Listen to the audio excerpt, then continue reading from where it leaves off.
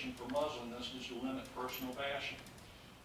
In all honesty, Mayor, would you like for me to quote to you some of the things that I've heard you whisper on the mic on the Channel 48 recording, and I know it can be corroborated. Would you like for me to do that? You might consider getting Mrs. White to school you on mic etiquette. Now, several months ago, I came to this podium and spent hours of research explaining to this council just how grave the tolls were to the people of the city. And you had told me after the meeting that you insisted that it was only going to cost us $10 billion. I insisted it was $28 billion. 3 weeks later, my figures were pretty much vindicated when the pilot said that ERC was going to net $21 billion. And that doesn't include the money the state's going to give. And we're not informative, that we have nothing to add, that the public can't learn from what public speakers have to say.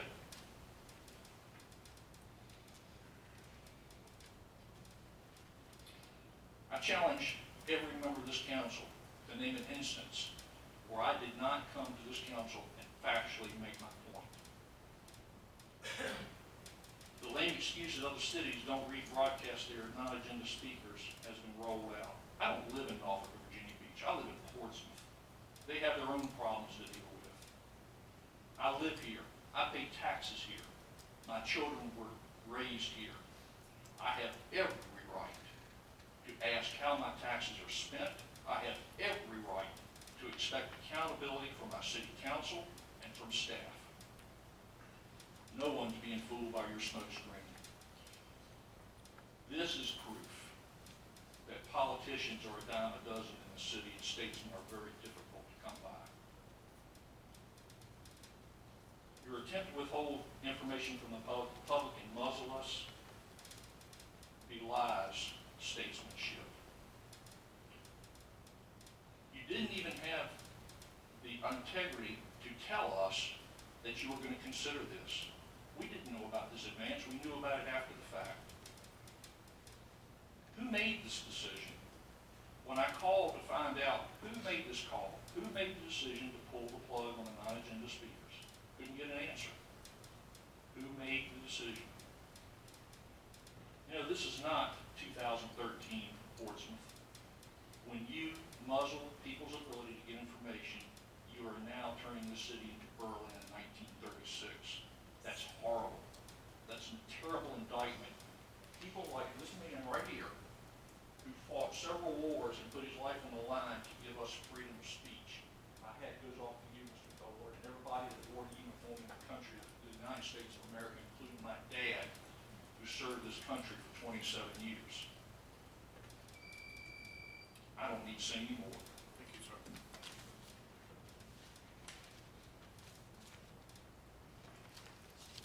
Ms. Dolores Knight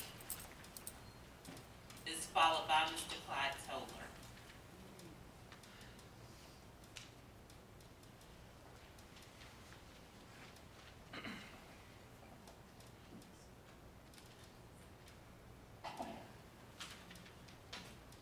Good evening, Mayor, Vice Mayor Cherry, Council, City Manager on Road, and guests. My name is Dolores Knight, and I live in Crowley.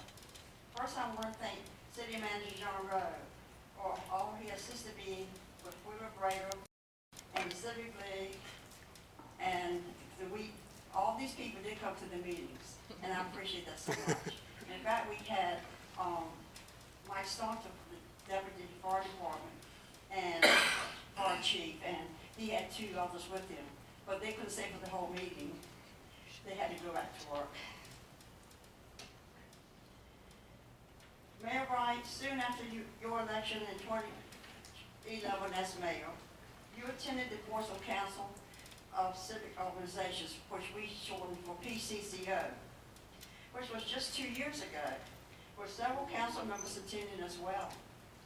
There were many civic leagues attended, and I am sure that many here tonight remember this long-winded speech of Harry was intimidating to us, that you were in command, trying to keep us in our place by making us feel bad with loud and harsh words, to follow your orders and to use chains of command.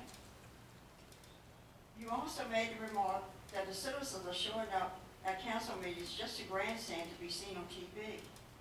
So you had to wait 2 years to get someone to do the dirty work? Mayor, your command and Councilwoman Simmons called your command and had the article in December 16, 2012, current section of the paper. Is this how you are? You tell the news reporter Gary Harkey what to write? Do you think that you are a drill sergeant? Or maybe President of the United States or Commander of Portsmouth? Mayor, you are none of these. You need to face reality. This is wrong to stop the errant knowledge of the speakers in Portsmouth. We all know knowledge of the speakers is buried, but you must remember the citizens vote for each of you on council, put you in office and pay your salary and all the fine dinners that you have at the meetings and work sessions.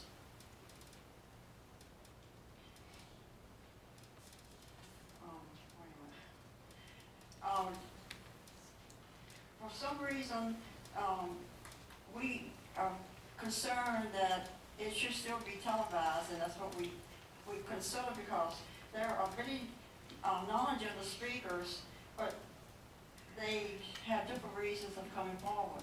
And just like my issues, I have been through department heads, and no one seemed to help them. So I just had to come and speak. So that was another reason. So you, the council, did not discuss this in open session and non-agenda for the January 3rd meeting. It was closed meeting only, behind closed doors in a closed session. So this is so wrong, the way that it was handled. It was not voted on anywhere, never. All of you sitting in front of these citizens know you are completely wrong. Remember the saying, if you can't take the heat, you should not run for the seat. Take heed and try to work together and do the right thing for the city. This is the new year with new faces on the council. Get involved and pay attention to the citizens' wants and needs for our community, like the ditches and the street pavings and many more things that we need. And I appreciate your time. Thank you very much. Thank you. Mr. Clyde Toller is followed by Mr. Nelson Velez. Mayor Wright, Vice Mayor, Member of Council, City Manager, City Attorney, and the good Sergeant, I'm glad to see you. Maybe you will keep some order in here. Anyway, my name is Clyde Toller, Powerview. I live in Powerview. And it's good to be here tonight. And Mr. Moody, I take my hat off to you. Thank you for all you do for the council. Thank you for standing up for the citizen. I said before, back in the day, take your little camera off of me. Because if I come up here styling and all that, I would be in a jacket. I'd have on a necktie and a shirt just like you. Ask everybody to see me when I go out. I'm dressed. So I'm not styling when I come up here. When I come up here, I come up here for a reason. And I come up here for the help, the citizen of this city and myself, and the guidance that you read, Ms. Simmons, for we citizens.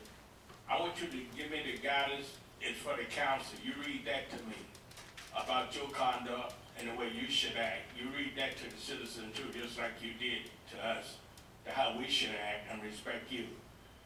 But you got to give respect to get respect. I'm not a copycat. I don't live in Chesapeake, Norfolk, or either Virginia Beach. I live in Portsmouth.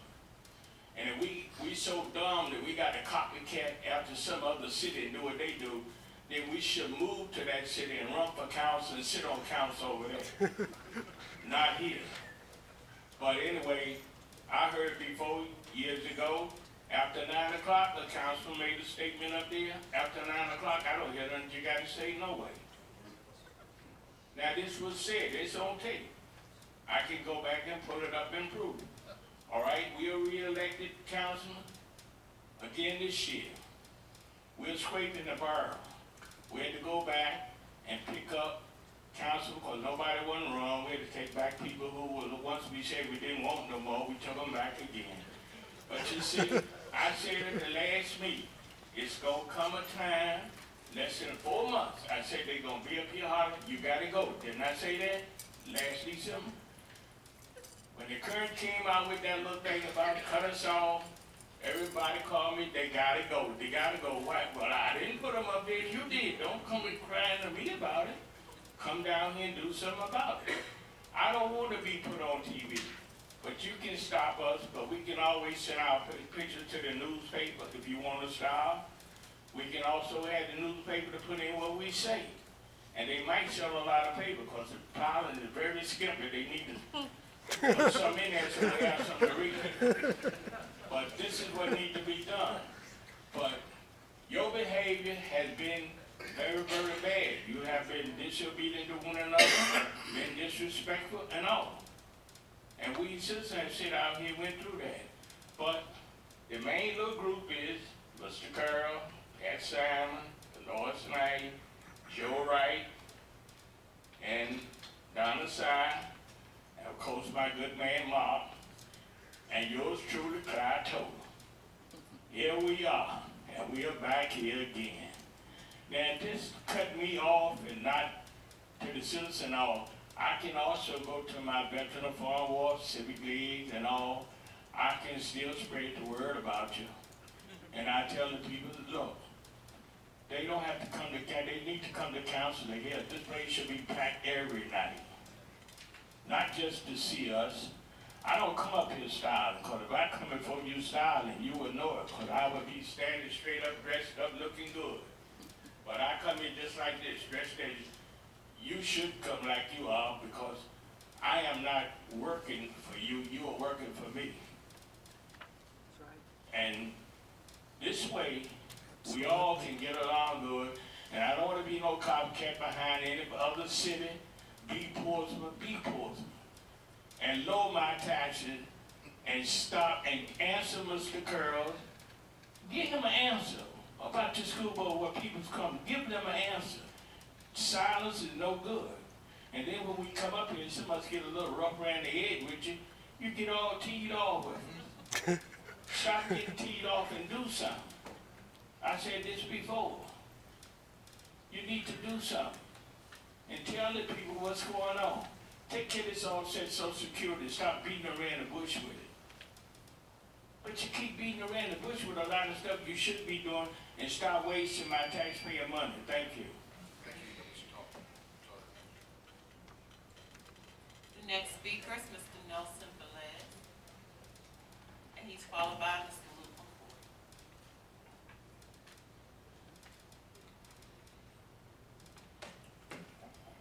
Good evening, Mayor, Vice Mayor, members of City Council. I was impressed with the last speaker who was talking about styling, but I guess since we're not on television, I'm not feeling bad about not wearing my tuxedo tonight. My name is Nelson Velez, and I own the Book Owl bookstore that's in Churchland. I speak today knowing that my voice will rise and die within these walls. I am a non-agenda speaker, and like all my other fellow agenda speakers tonight, we will now and forever be silenced. This once public forum has been made very private, very private. Those who speak here today have been silenced from broadcast, and those at home tonight will be denied the right to hear what we say here today and for the foreseeable future. We are non-agenda speakers. But that's not exactly true, is it? If you think about it. Everybody that's left home, left their families, left the church, to be here tonight, they come here because they have an agenda. They do. It's just not your agenda. But all the non-agenda speakers here have agendas. From our point of view, for us, we are agenda speakers, and at times our agenda are as important and as vital as the agenda items that you create. And they ought to be heard by everyone. City Council, in one of its first acts of the new year, placed a blackout on any and all matters that we bring to your attention that has the misfortune of not being on one of your agenda items. The citizens that approach you in this forum and those who watch at home for information on your agenda as well as our agendas are your bosses. We pay the bills. This is our stuff. All of this. The chairs, tables, this building is ours. We pay your salary. We pay your salary, and we should be listened to. It is equally important that your bosses must be heard. It is important that the people have their issues and concerns heard by their friends and neighbors in and around the city. You have effectively professed to the city that their voices need not be heard if not on your agenda. You have effectively informed the city that their voices need not be brought to bear. How convenient that you can silence the public in this way. You have the forum on the items you deem appropriate for your agenda, but we the people who you represent and serve, you would silence our voices and bar the citizens from hearing their peers. This is a very dangerous and unacceptable action. How telling that this represents one of your first acts at the beginning of this new year in your service to the city, and how arrogant the display of power. I am the founder and president of the Churchland Regional Association of Businesses, and I also represent the Portsmouth chapter of the Hampton Roads Tea Party. And we object to this silencing of our voices and the blocking out of our fellow citizens from being able to hear the issues that we the people deem important and are on our agenda. While I do appreciate this opportunity to speak to City Council, I do not appreciate myself and all the other citizens here that speak here tonight and all future sessions from having their voices rise and die within the privacy of these walls. Any of you who agree with my position, please stand.